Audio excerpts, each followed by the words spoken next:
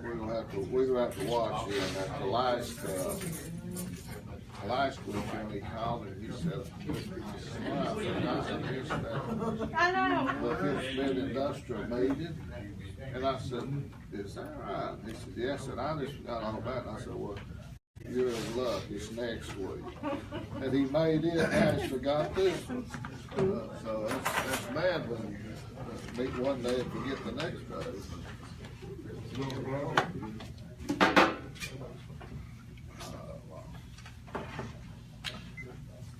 If we could, we go ahead and call the meeting to order. I don't think we have a lot on the agenda today, but I don't want to run over. I do want to recognize some of our guests and some of the folks that help us out each and every day.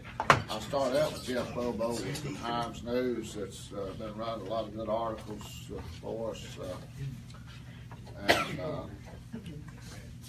We've got from the leadership, Hawkins leadership, we've got Megan Reimer with us today. Glad to have her. John Burdine is always, and I forgot to recognize him yesterday at our Pips Den meeting, but John is so helpful. Kenny Smith with the University of Tennessee's Economic Development Wing, and Mary Ann McCoy from EPSU's WIOA and all of those things. Jennifer Green with Adult Ed, Nancy Barker with the Chamber, and Glenn Hutchison with the city, and Don Hurst with the State Economic Community Development, and Brian Rich with Networks. Have I left anybody out? And Sherry's in leadership this year too. Oh, Sherry. Okay, I did. I saw a picture the other day in the paper, so that's great. Looks like you've got a good group this year. Okay, does everybody get the copy of the minutes of the previous meeting? Do I hear a motion that we accept those as mail? Thought I turned that on.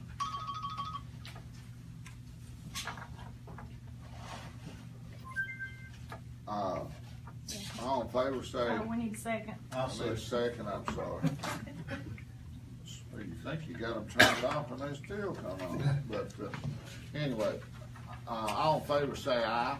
Aye. Any opposed? All right. If you would, Secretary Treasurer's report.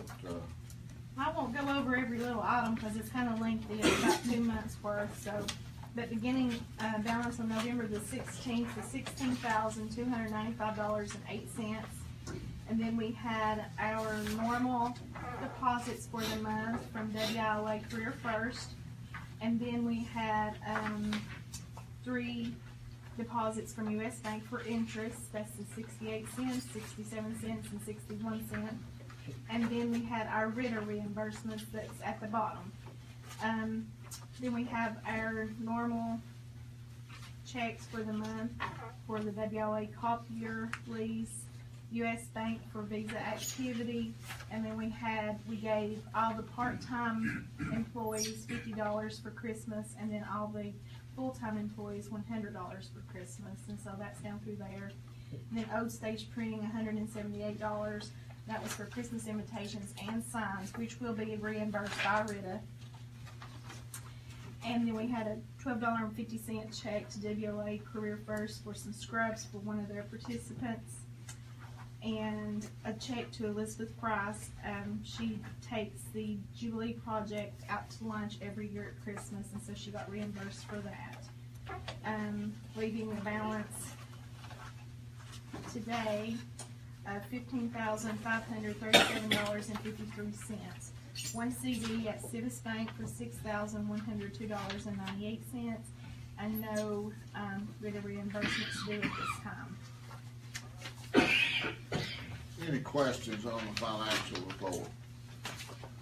Do I have a motion that we accept this for our records? Also moved. Got a motion, do I have a second?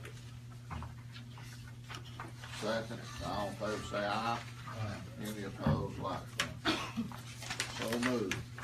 I don't know of any committee reports that have gone on this, but before I get into that, let me let me mention, and I told Terry I'd do this, if you don't get the Kingsport Times News, you need to get a subscription. So in today's paper, there's a lot of good things that come out that go on in Hawkins County that seem to go unnoticed, but certainly having a national champion, the Hoedowners, which is Terry Glass's group, that's been around now, won all kinds of awards this year, national awards. I noticed in reading this thing, they said this year, along with all their long tradition of winning individual awards, this year they accomplished something no other team has ever managed. They swept every single individual solo category at the event. And that's saying a whole lot about the young people in Hawkins County and what goes on around here.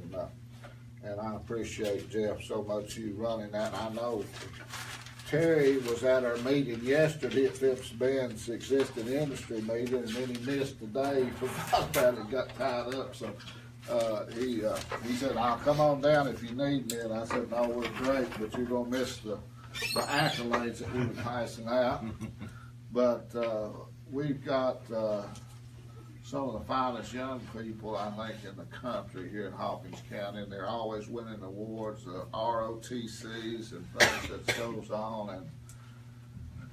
and a great education system, and I just hope we can keep everything going the way we've got it going. And so another thing on old business that I want to bring up, in another announcement that you saw back in January, and this was the long anticipated announcement, and we had known this for some months, but we were waiting on everything to kind of come together before the state would turn this loose about the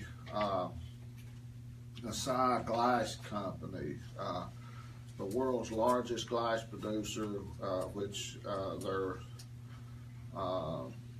one of their largest plants is here in Hawkins County, and we had worked with them for months, competing against a couple of other sites to get this coating facility at their plant in Greenland.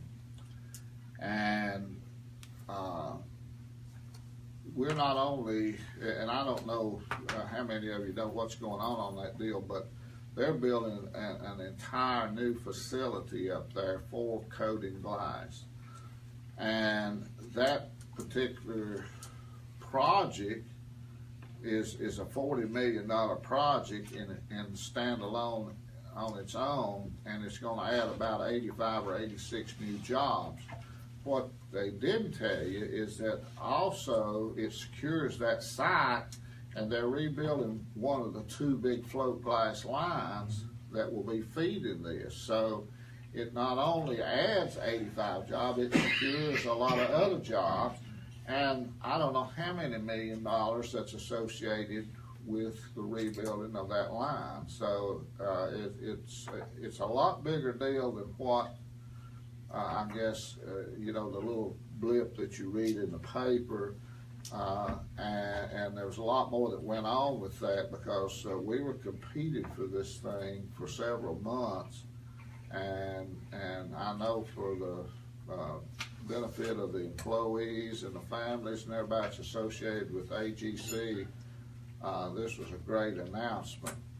And I do want to give a few more accolades out that did not make the paper, and that was TVA and Houston Electric played a great role in this thing and worked with us on that. That is Houston Electric's largest electric user, and so between them and TVA with their credits and things, it was a great project, and the work that Networks and Rebecca did on this should not go unnoticed.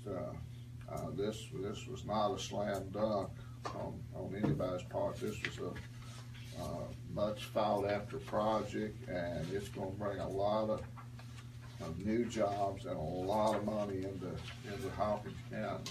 And so we also rebuilt that substation at Greenland this year too. They're rebuilding, is it finished? It's finished. It's finished, so that was always a problem, when the glass plant was built in, I think, '62,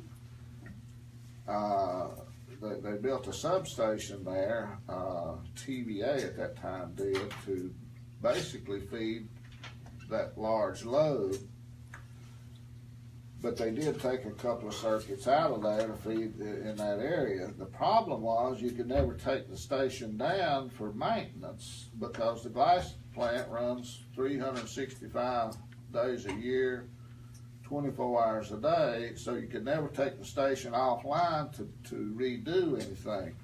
And so that's been in the work plans now for the last 2 or 3 years, so I'm glad to hear that is completed, and it's completed in a very timely fashion right before this new announcement. So, like I say, that was the big deal that we had talked with Jeff about. We knew it, I guess, before the end of the year, but we couldn't announce it, and so they did have they will eventually have a short layoff for some of the people as they rebuild that line, but they're going to bring all those back plus add an additional 85 jobs. So it's great news for Hawkins County and everything. As far as new business, we've been working on a project now for months, and it's called Project Creek, and they always assign these names that you never can figure out exactly what it is. But Brian, you wanna, I know we've all spent a lot of time on this, you wanna kinda give us an update where we're at? Sure, yeah. So, we're continuing to work with the prospect, and we obviously the site selection firm that represents them, and things are moving along well. We're really close to being able to hopefully have this as one of our potentially new industries, and hopefully that'll be coming along sometime soon.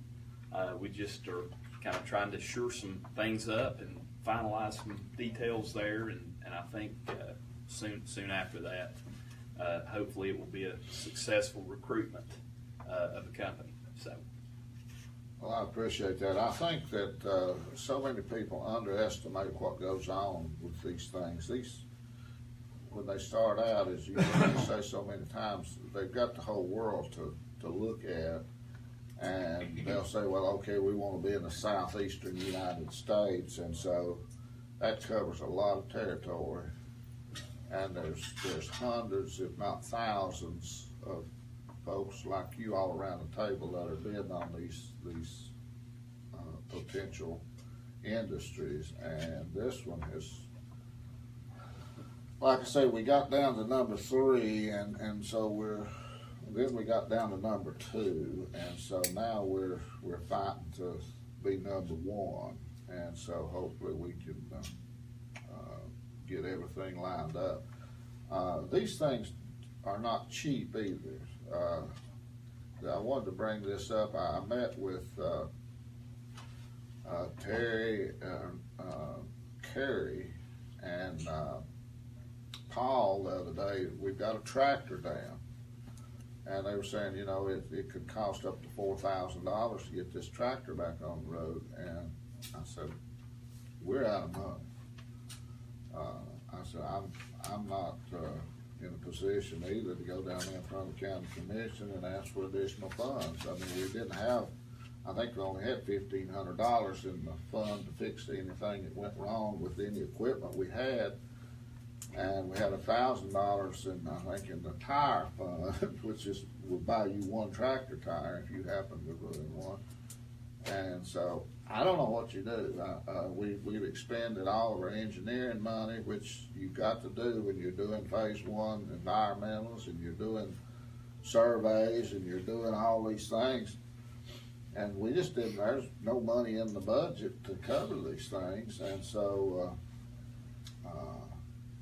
if it wasn't for the help of the RETA and Houston Electric's funding through that, none of this recruiting would go on. But there's some things that they don't cover, and that's maintenance of tractors and general things that go on. So, just to let you all know, well, like I say, you look at the financials and you'll see that we're just basically, there's no more moving money around to pay the bills that are coming in right now. So we're kind of having to get our heads together, try to figure out exactly what we're gonna do, because this is January. We got to get through June 30th of this year, and so we'll see how that goes as we move forward. So you also have legal bills that have to be worked up, because you've got letters of intent, and you've got purchase agreements, and you got all these things that the attorneys have to do, and somebody has to pay those bills. So we'll certainly be looking at that and trying to figure out how to make our way through this. It's a good problem to have in one way, because that means that you've been doing a lot and a lot's going on, but at the same time, it's something that has to be dealt with. Yesterday, several of us met with the existing industries at Phipps Bend, and I'll let Rebecca talk a little bit more about that. But one of the items that came up during that meeting there with those existing industries is the need for more lighting at Phipps Bend. When you come off the 4-lane, and you've got the city of Sigornsville has street lights down to the 4-way stop. When you pass through the 4-way stop, you come all the way to the entrance of Phipps Bend in the dark. And I mean, when the sun goes down, it is dark.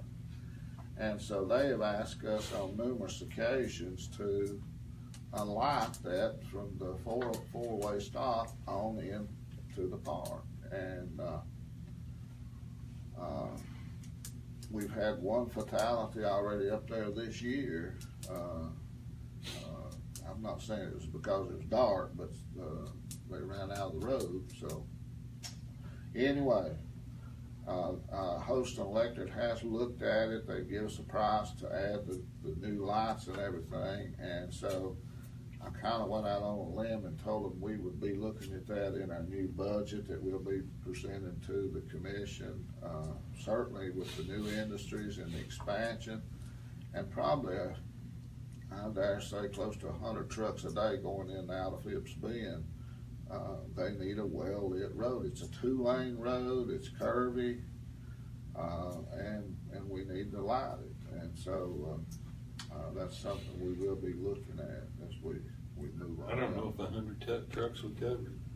No, I don't know. I'm not. It may be something we need to get a count on too, and the state would be glad to do that for us, I'm sure.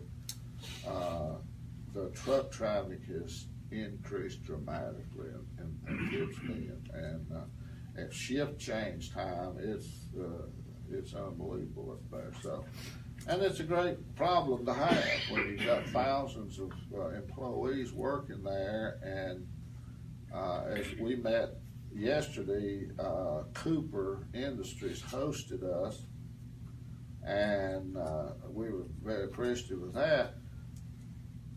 And they let us know that they have currently 583 employees and are looking to hire more. That's a real good situation. That's they are probably approaching one of the largest industries in the county now. So, and like I say, all of them are hiring right now. But we've had several announcements through 2017 with Homeland Vinyl, Technoglass, Cooper, anyone else? Bird's Eye, I guess. Bird's Eye, and then the Miyake deal, and they're just their building is just about complete from the outside. Now I don't know what all they need inside, but they were very aggressive in saying that they wanted to be up and running by spring, but I suspicion you're looking more at the early summer. But we think they may have hired some folks and sent them to Japan already. Has that been verified? I have not been. They're at our last meeting, they were going to hopefully hire some of their top folks in supervision and quality and things of that nature, and send them over to one of their plants in Japan for training and everything. So we assume that may have gone on. We don't know about it. We hadn't talked to them in a while.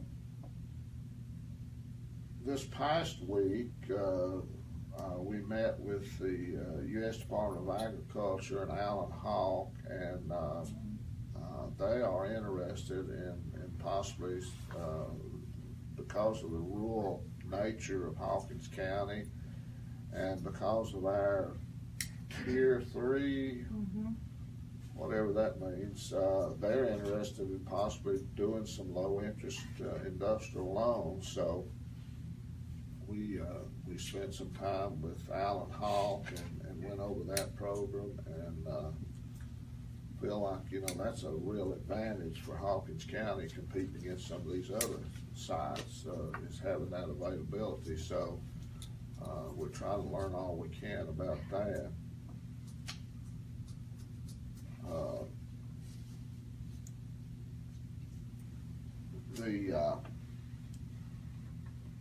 We did meet with the Sheriff's Department also, and at yesterday's meeting, Stacy Vaughn represented the sheriff at the Phipps Bend meeting to talk with them about the possibility of having a satellite office in Phipps Bend there at our fire station. And we've got a lot of the whatever the equipment is that they need already there, and Rebecca got a grant from, was that TVA? Who did you get the economic grant from? TVA. TVA, and she feels like, and I agree, that might be a good way to spend that money, is putting in a smart TV up there that would coincide with a TCAT. Go ahead and tell me. She's doing all this stuff, and she needs to get credit for doing it. We got the grant from the TVA, and we were going to use part of that for a smart TV to use up there at TCAT. They would be able to use the TV also, but we would use it during our prospect visits as well, because a lot of times, most every time, we are looking for ways to present stuff, and we don't have that ability up there to do it. So I'd be a good use of the money, and would really upgrade the facility. And we're so thankful for John Burdine and his staff that always welcome us in when we do have prospects, and I think that would certainly be good. And I praise Rebecca for applying for and receiving the grant. If you don't get out there and ask for it, you don't get it, and she's certainly looking for things like that. But back to the Sheriff's Department, I get the two deals, but they will need some equipment there to upgrade so they can do their reports and things while they're there. But what would? Well, they would need a computer and possibly upgrade the internet service. Right. But we already have internet service in place, as well as heating and water. So basically, all the infrastructure is there, utilities and everything's there. It just needs cleaning up, and they would need a computer and maybe upgraded internet. So we're working with that. We'll be talking with the sheriff about that possibility here in the next few weeks, and hopefully that would be a great asset. And you'll see a police presence then there in the park at just any time that they're in the area. That'll be a place for them to stop. They need to do some paperwork or run to the restroom or something. They'll be there, they'll have a place to do that there. They're currently doing it in Clinch, and you know how isolated that is. They're doing it in Morrisburg, Lakeview, and so, Bulls Gap, they're doing it as well. well, they were talking about it. Oh, they did it at the bank. They've got it at the bank. So this would be the fourth, kind of rural location that deputies, as they're out, could run in and do their paperwork rather than coming all the way back to Rogersville and doing it and not being seen. They could be seen there, and we feel like that would really enhance when you're like I am, speed and things like that. If you see a police car around, you will change your habits, and so we feel like by having that might change some habits of folks up there. But anyway, Rebecca, what else have you got? Let's see, we've got the legislative breakfast coming up on February the 10th, so if anybody wants a ticket, please let me know. Nancy said the tickets will be going fast because it is a election year. So, so if anybody wants a ticket, please let me know. We have the Hawkins County Personnel Association meeting next Thursday, and I'll be speaking at that about a job fair, a possible job fair. So, and then we've got the Tennessee Economic Community Development Rural Development listening tour on February the 9th that Nancy and I will be going to. And February the 13th we'll be going to Nashville for the Day on the Hill. And I had a call yesterday from Cherokee High School, was asking me to come over there to the school one day during all 4 lunches to talk to the students about the jobs in our area, manufacturing jobs in our area and stuff. So I'll be going over there on February 1st. A lot going on. A lot going on. This has turned into a full-time, non-paid position. I figured that out. Brian Ritz with Networks. What you got? Any other things that you can add to? Sure. First thing I'll say is, of course, the AGC announcement. We were very excited, along with our partners, Hawkins County IDB and the state and TVA. We were very excited to see AGC reinvest in the community. For me personally, that was an exciting project because my grandfather retired from AGC. So that was really neat, and it's really great to see a company that's got such strong roots here in Hawkins County reinvest in Hawkins County. So a very exciting project. We networks, if anybody's interested, and I'll try to get some of these to Rebecca. We just recently, this time of year, we work on our annual report. It of course highlights a lot of the activity that we've had here in Hawkins County this year, along with some of our activity, of course, that we've had in Sullivan County. So if interested, we'll try to get some of those down to Rebecca, and pick up a copy of those. It's also online on our website, so take a look at that.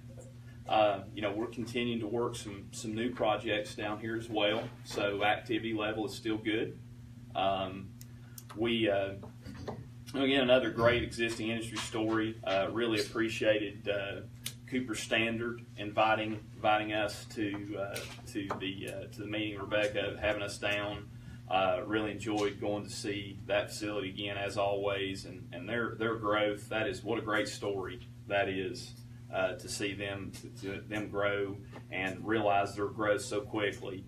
The last thing I'll say is, another great story that we've seen here, or at least that I've experienced here since for Networks, I am the existing industry specialist. I work a lot of the existing industry projects, and one of our existing industry visits that we had recently was with the Sullivan County company, and had mentioned to me that one of the growing companies in Hawkins County and them have worked together in a partnership, and that they're going to be doing business together. And I think that's just a great testament to how you can just see all this come to life and watch how these partnerships can work.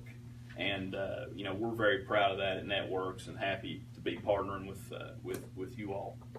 It's great to see the successes that we've had in 2017. Look forward to having a great year in 2018. So, thank you. Thank you. It's amazing when you see the copy of the report that Brian's talking about. Hawkins County dominated, I thought, the report. So we had a lot of good news this year, and certainly with the help of Networks, I think with Networks and Rebecca do a tremendous amount of work together, and it works. One thing that did not happen this month that we had planned another meeting with TVA and the John Sevier site, and because of the weather and things like that, that was pushed on down the road. And so we're looking forward to possibly getting back together with TVA and talking about that situation, I guess. And that's a lot of flat land out there, and you've got a lot of things going for it, but it's got a lot of things going against it too. I don't want to overstate the significance of some of the obstacles, one of them being the road.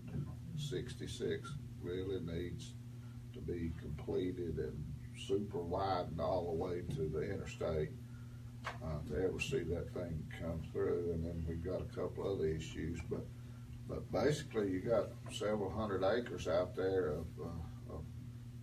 and you got plenty of electricity, and you've got raw water. I mean, it's got a lot of possibilities for that specific project and that might come along. So we are meeting with them again, and we'll bring you up to speed on that as it happens. So, but that one was postponed because of we just never could come up with a good date when it looked like it's going to snow or something or be zero. So anyway, is anything, Sherry, I guess, what's going on with WIOA? That's one of the programs that the board, Industrial Board oversees, and that's been a real success story for over 25 years now. What have you got going? Well, right now we have about 41 active participants in Hawkins County. We have 5 in work placements. Shana has about 18 in Hancock and 2 in work placements, but Shana has got about 7 she may be getting ready to enroll.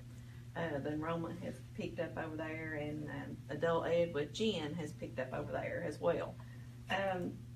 They're really focusing right now on the minimum participant cost rate and our work experience percentage. We are doing well in both of those. The minimum participant cost rate, they want it to be at least 40%, which means 40% of our total budget goes directly to the participants, and we're at 52.35. So we're doing good in that regard. We have to spend at least 20% on work experience, and we're meeting that as well. So everything's going pretty good.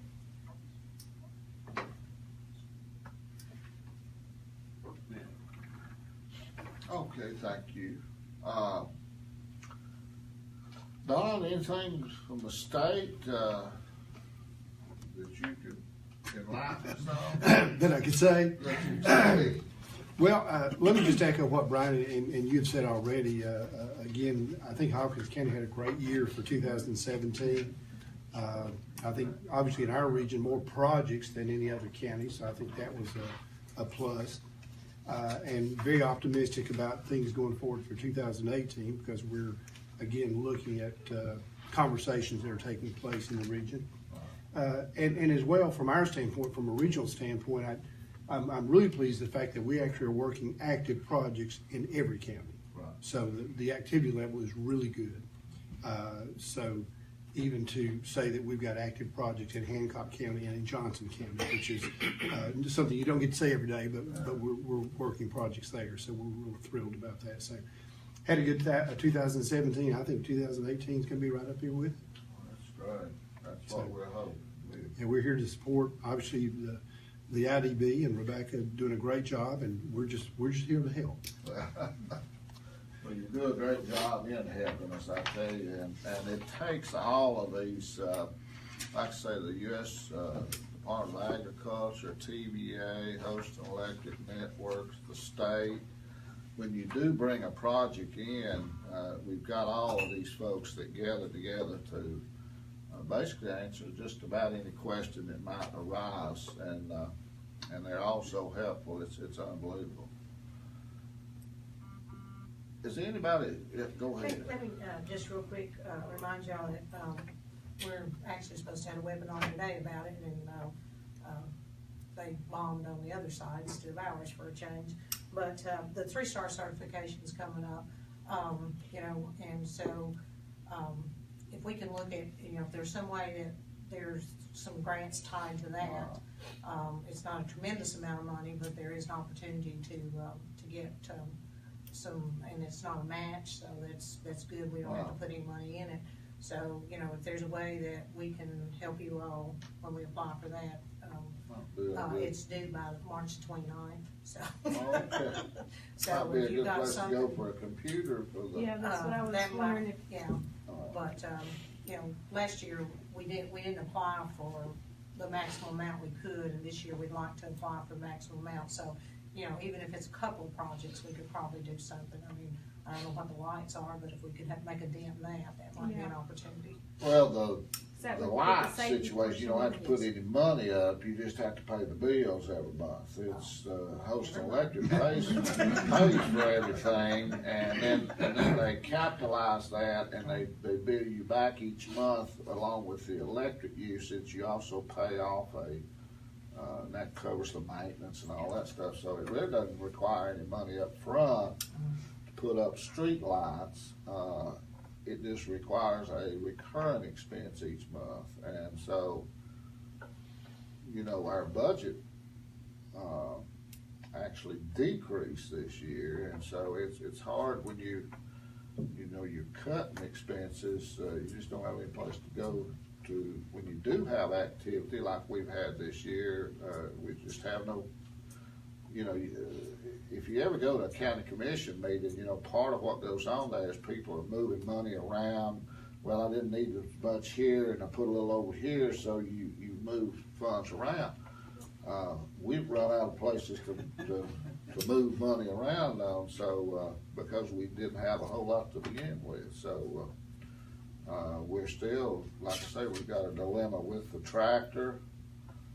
I guess you just let it sit until July the 1st and you get back to start mowing again. I don't know. I mean, I say it's a good problem to have because much of the money that's been expended this year has been for recruitment type effort things, and we've certainly not added anything. And so we just need to, we're going to have to try to figure out how to get around this situation until, because I mean, we're just halfway through the year, basically. Does anyone else have anything before good Hawkins County? One thing I do want to mention, it's good to see Gary Darnell back with us. Gary adds a lot to our board, and anytime you have people out sick, you know, you worry about them and things, and so Gary, we're glad to have you back on. And, Glad to be here. Just glad to be here. Glad to be anywhere right now. So, and like I say, I can't think of anything else. I think it's worth mentioning that Laurel Bean, and with the help of the state, is going to do a major bridge repair on that bridge that goes to AFG, and that's, I mean, with all this other activity in the trucks, that's not been addressed in many years, and I'm hoping he's getting it on plan to repave AFG Road as well as that needs to be repaved in the park. So give him a word of encouragement when you see Laurel Bean. Keep moving ahead. He's been very supportive. Does a good job for us, and that's true. Anybody else have anything for the good Hawkins County? I make a motion, we adjourn. Thank you so much. We just couldn't get through.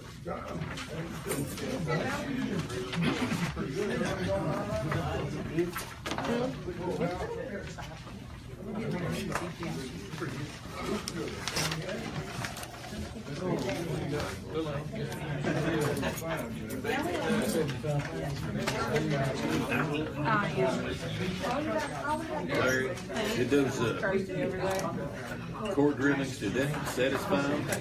Thank you. I talked to him, since we sent those over there, I don't know if they're not. So you did find where it was done somehow? Oh, I got a copy of the report and, you know, they were talking about those court rulings. I just did not remember that, and so I called Randy Beckner with, Matter and Craig, he said, well, yeah, you all did, I think he said this thing, I was off 7 or 8 more, and I said, well, he said, you know, sorry. where the old farm